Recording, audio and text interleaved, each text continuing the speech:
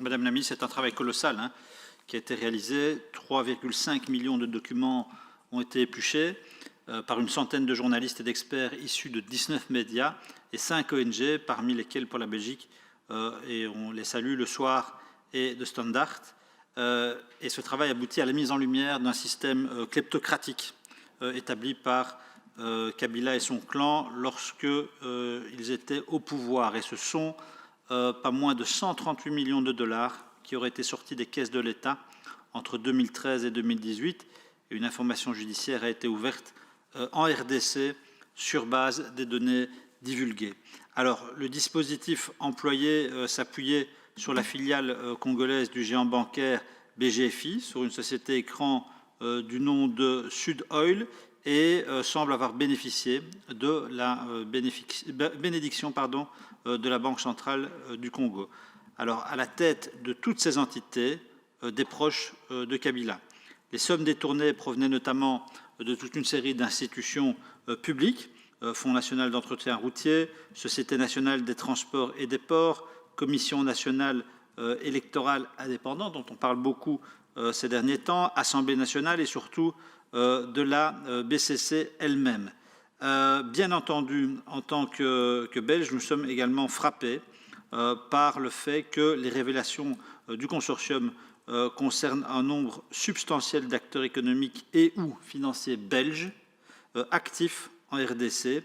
Et ici non plus, je ne serai pas exhaustif, mais les soupçons de l'enquête se portent par exemple sur Georges Forest et le duo Juan Piedboeuf ou encore Philippe de Mourlos. Alors, Madame la Ministre, mes questions sont les suivantes. Condamnez-vous, et je suppose évidemment que c'est le cas, ces agissements des dirigeants congolais de l'époque? Je n'ai pas de doute, c'était pour la forme. Le dossier est-il abordé au niveau européen? L'adoption d'un régime de sanctions à l'égard des responsables congolais cités est-il envisageable? Avez-vous abordé ce sujet lors de vos relations bilatérales récentes avec la RDC?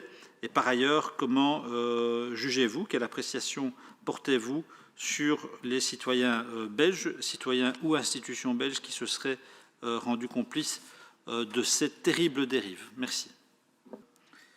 Je voudrais rebondir en partageant avec vous une réflexion, parce qu'on parle souvent de corruption et de bonne gouvernance au Congo, mais je crois que ces révélations nous confirment aussi qu'on doit en terminer avec un cliché qui est presque un cliché colonial.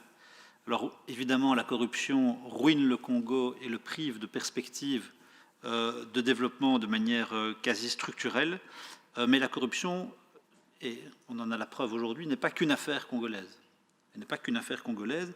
Alors, il ne s'agit certainement pas de relativiser la responsabilité du clan Kabila ou de minimiser même les dynamiques de corruption qui pourraient encore perdurer aujourd'hui, mais simplement de faire un constat que ces faits de corruption bénéficient toujours de l'implication de certaines grandes figures du monde financier et économique belge. Et à cet égard-là, je pense que la Belgique doit être capable aussi de faire de manière sincère et profonde son autocritique.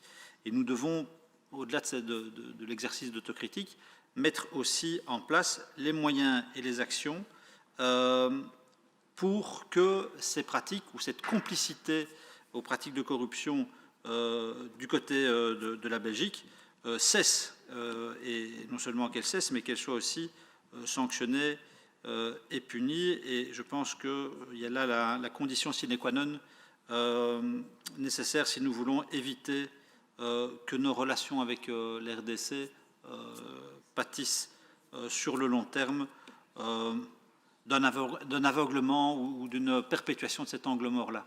Voilà, je vous remercie.